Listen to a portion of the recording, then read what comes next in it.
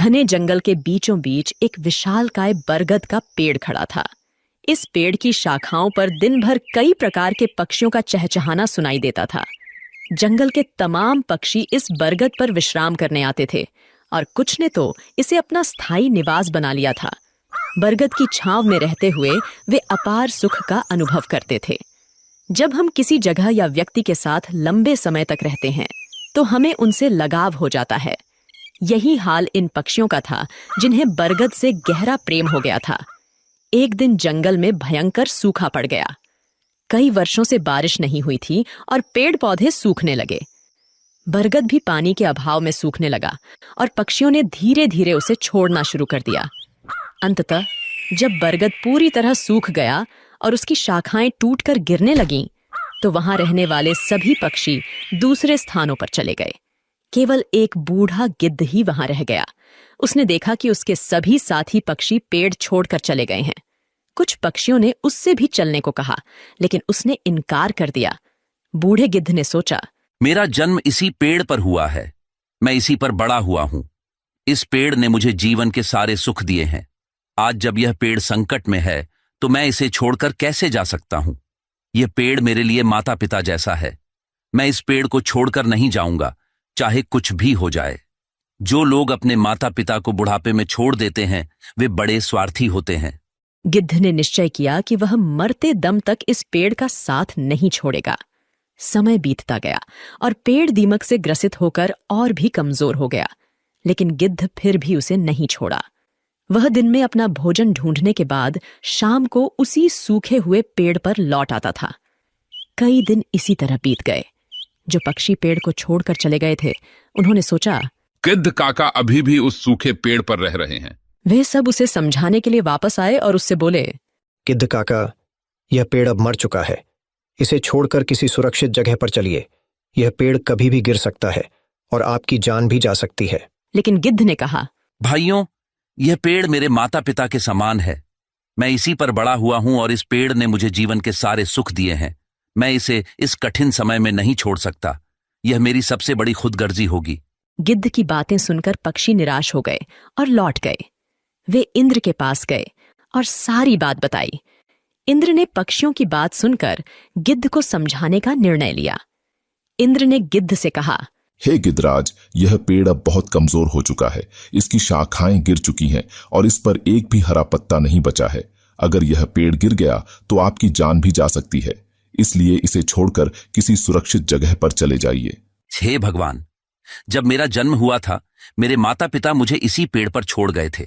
मैं इस पेड़ पर बड़ा हुआ हूं और इसी पर रहते रहते बूढ़ा हो गया हूं।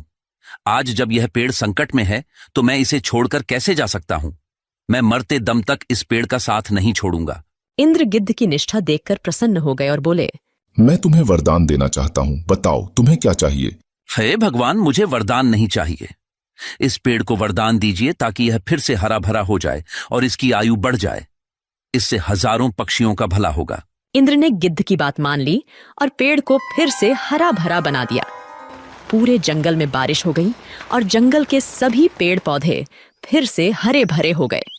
जो जीव जंतु जंगल छोड़कर चले गए थे वे फिर से लौट आए। सभी पक्षी बरगद पर आकर चहचहाने लगे और गिद्ध काका की सेवा करने लगे। इस प्रकार गिद्ध ने अपने जीवन के आखिरी दिन सुखपूर्वक बिताए। हमें भी इस कहानी से यह सीख मिलती है कि हमें अपने अपनों का बुरे वक्त में कभी साथ नहीं छोड़ना चाहिए, विशेषकर अपने माता पिता का। वे हमारे जीवन दाता हैं और हमें पालने पोसने में उन्होंने जो कठिनाइयां सही हैं, उनका बुढ़ापे में सहारा बनना हमारा कर्तव्य है। बहुत समय पहले की बात है। समुद्र के किनारे एक छोटी सी गौरैया अपने घोंसले में रहती थी। एक दिन उसने 2 अंडे दिए। सुबह होते ही उसने सोचा, मैं जल्दी से दाना चुगने जाती हूँ, तब तक मेरे अंडे यहाँ सुरक्षित रहेंगे। किसी को नहीं पता कि मैंने 2 अंडे दिए हैं। गौरैया दाना चुगने चली गई। उसे दाना चुगने में शाम हो गई, लेकिन जब वह वापस आई तो उसने देखा, अरे मेरे अंडे कहाँ गए? यहाँ तो कोई भी नहीं है। उसने देखा कि समुद्र हंस रहा है। गौरैया ने पूछा, समुद्र, क्या तुमने मेरे अंडे लिए हैं? तुम हंस क्यों रहे हो? मुझे सच सच बता दो, मेरे अंडे कहाँ हैं? तुमने ही मेरे अंडे चुराए हैं। मेरे अंडे वापस करो। समुद्र ने जवाब दिया, नहीं, मैंने तुम्हारे अंडे नहीं लिए। मैं क्यों तुम्हारे अंडे लूंगा? मुझे तुम्हारे अंडे चुरा कर क्या मिलेगा? मुझे नहीं पता तुम्हारे अंडे कहाँ हैं। मुझे परेशान मत करो, खुद ही ढूंढ लो अपने अंडे। समुद्र की बात सुनकर गौरैया को गुस्सा आ गया। उसने कहा, अगर तुमने मेरे अंडे वापस नहीं किए तो मैं तुम्हें पूरा सुखा दूंगी। एक माँ की ताकत को तुम नहीं जानते। माँ अपने बच्चों पर कोई आंच नहीं आने देती। समुद्र हंसते हुए बोला। तू मुझे सुखाएगी? तू गौरैया, चल ये कोशिश करके देख ले। गौरैया गुस्से में अपनी छोटी सी चोंच में समुद्र का पानी भरती और किनारे पर उड़ेल देती। पास से गुजरते हुए एक चिढ़ा ने पूछा, अरे गौरैया बहन, आज तुम दाना चुगने नहीं आई? और तुम यह क्या कर रही हो? गौरैया ने जवाब दिया, मैं समुद्र का पानी सुखाकर अपने अंडे वापस लूंगी। तुम जाओ, मुझे अपना काम करने दो। चिढ़ा ने कहा, पर गौरैया बहन, यह कार्य असंभव है। इस तरह तुम समुद्र का पानी नहीं सुखा पाओगी। गौरैया दृढ़ निश्चय के साथ अपने कार्य में लगी रही। जब वह थक जाती तो थोड़ी देर रुककर फिर से काम में जुट जाती। इस कार्य में गौरैया को कई दिन हो चुके थे। भूखी प्यासी गौरैया की तबीयत खराब होने लगी। यह देखकर सभी पक्षी चिंतित हो गए। यह गौरैया अगर इसी तरह भूखी प्यासी इस कार्य में लगी रही तो अनर्थ हो जाएगा। हमें गरुण देव के पास चलकर सहायता मांगनी चाहिए। सभी पक्षी मिलकर गरुण देव के पास गए। गरुण देव ने पूछा, क्या बात है, सब ठीक तो है? आज सभी पक्षी एक साथ मेरे पास आए हैं। पक्षियों ने बताया, गरुण देव, एक छोटी गौरैया अपनी जिद पर अड़ी है और इतने विशाल समुद्र का पानी सुखाने का प्रयास कर रही है। इसी वजह से उसका स्वास्थ्य भी गिर रहा है। कृपया उसकी मदद कीजिए। गरुण देव समुद्र तट पर गौरैया के पास गए और बोले, गौरैया, मेरी चोंच थोड़ी बड़ी है। क्या इस कार्य में मैं तुम्हारी कुछ सहायता करूं? नहीं गरुण देव, आप मेरी वजह से परेशान मत होइए। ये मेरी लड़ाई है, मैं इसे खुद लड़ूंगी। मुझे कोई मदद नहीं चाहिए।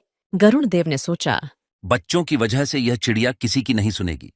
इसके लिए अंडों को ढूंढने से ज्यादा महत्वपूर्ण कोई कार्य नहीं है।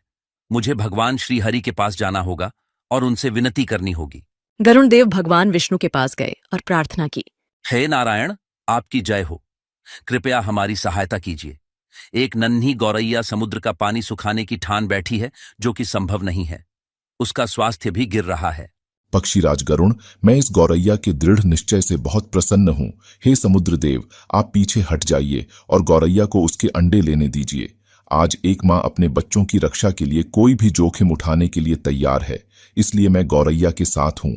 आपको पीछे हटना होगा और गौरैया के अंडे उसे लौटाने होंगे।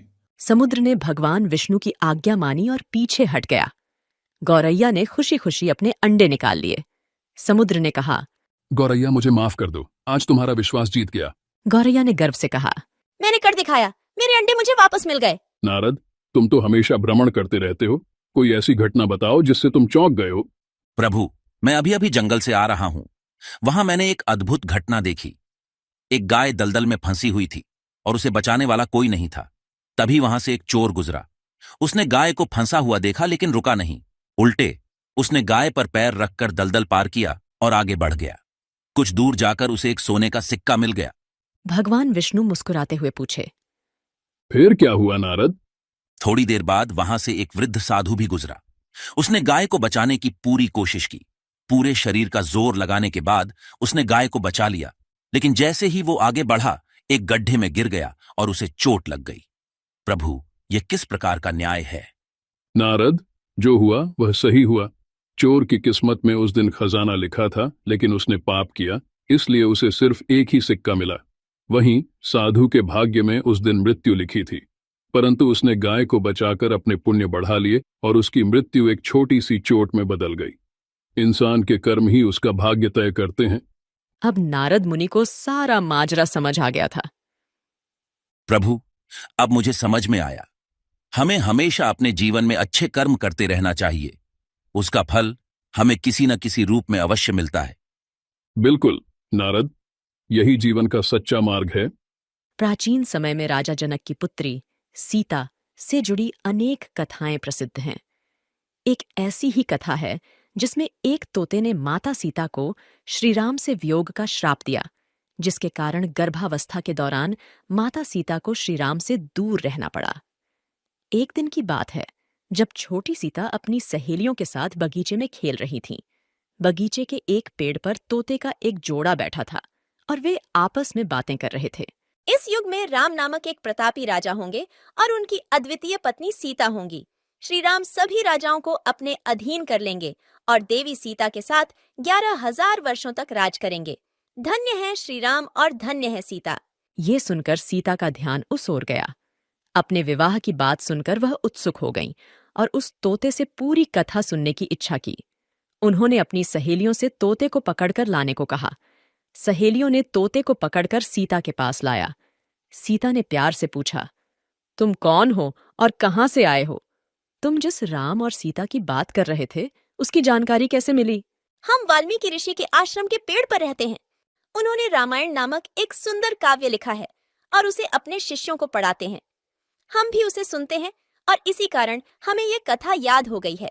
अच्छा, तो तुम श्री राम और माता सीता के बारे में बहुत कुछ जानते होगे। हाँ, थोड़ा बहुत। मुझे और बताओ। श्री राम महर्षि विश्वामित्र के साथ अपने 3 भाइयों भरत, लक्ष्मण और शत्रुघ्न के साथ मिथिला आएंगे और भगवान शिव के धनुष को तोड़कर देवी सीता से विवाह करेंगे। श्री राम के तीनों भाइयों का विवाह भी मिथिला में होगा। तोते की बातें सीता को बहुत प्रिय लगीं। तुम्हारी बातें मुझे बहुत अच्छी लग रही हैं। श्री राम के गुणों के बारे में कुछ और बताओ। सीता की उत्सुकता देखकर मादा तोता समझ गई कि यह जनक नंदिनी सीता ही हैं। फिर भी उसने बिना इसका एहसास दिलाए कहा, श्री राम के रूप और गुणों का वर्णन जितना किया जाए कम है। वे हर प्रकार के ऐश्वर्य से युक्त हैं। जनक नंदिनी सीता धन्य है जो श्री राम के साथ हजारों वर्षों तक रहेंगी। परंतु तुम कौन हो जो यह सब सुन रही हो? जिसे तुम जनक नंदिनी सीता कहती हो वह मैं ही हूं। श्री राम ने मेरे मन को मोह लिया है। जब वे मिथिला आकर मुझसे विवाह करेंगे तभी मैं तुम्हें छोड़ूंगी। तुम मेरे महल में सुखपूर्वक जीवन बिताओ। हम वन में रहने वाले पक्षी हैं और स्वच्छंद विचरण पसंद करते हैं।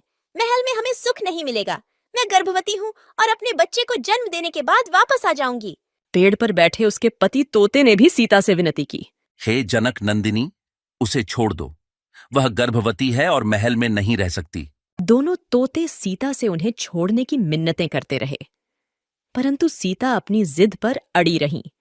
तोते की पत्नी का वियोग असहनीय हो रहा था और वह क्रोधित हो गई। उसने श्राप देते हुए कहा, गर्भावस्था में मुझे तुम अपने पति से अलग कर रही हो, इसलिए मैं तुम्हें श्राप देती हूँ कि गर्भावस्था में तुम्हें भी अपने पति से अलग होना पड़ेगा। इतना कहकर मादा तोता राम राम कहकर मर गई।